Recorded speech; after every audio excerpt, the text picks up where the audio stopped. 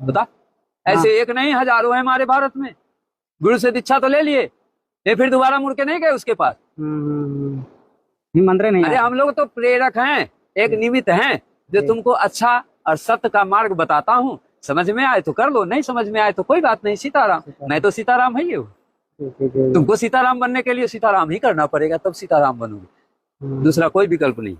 ना इसका कोई दवा है, ना इसका कोई कॉलेज है, ना इसका कोई मेडिकल है जहाँ जाके तुम प्राप्त कर लोगे। ये तो इसीलिए तो साधु भेष को भगवान ने अच्छा या बुरा को इस धरती पर कलयुग में बना बना के जंगल में रखे हैं, पर्वत में रखे हैं, नदी के किनारे रखे हैं। जो भूले भटके आदमी जिनको परेशान हो जाते हैं तो संत के पास जाते हैं, उनको समझ में आ जाता है जहाँ भगवान सब कुछ है, वो उन्हीं का शरीर है, वही मेरे में वास करते हैं और उन्हीं का नाम मैं नहीं लेता हूँ और सब काम तो करता ही हूँ, लेकिन उनके लिए मेरे पास समय नहीं है। तो इसका मतलब है कि तुम्हारा भाग्य बिल्कुल छोटा है।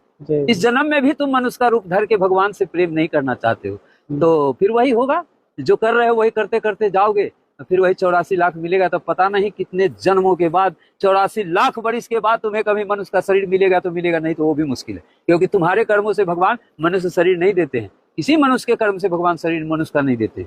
भगवान तो बहुत दयालु हैं, बहुत करुणा निधान है। एक चीज और दुनिया जान ले, भारत के भक्त, भारत के भक्त एक चीज जान ले, अगर इस जन्म में वो भगवान का नाम नहीं लिया कलयुग में, तो किसी जन्म में नहीं ले।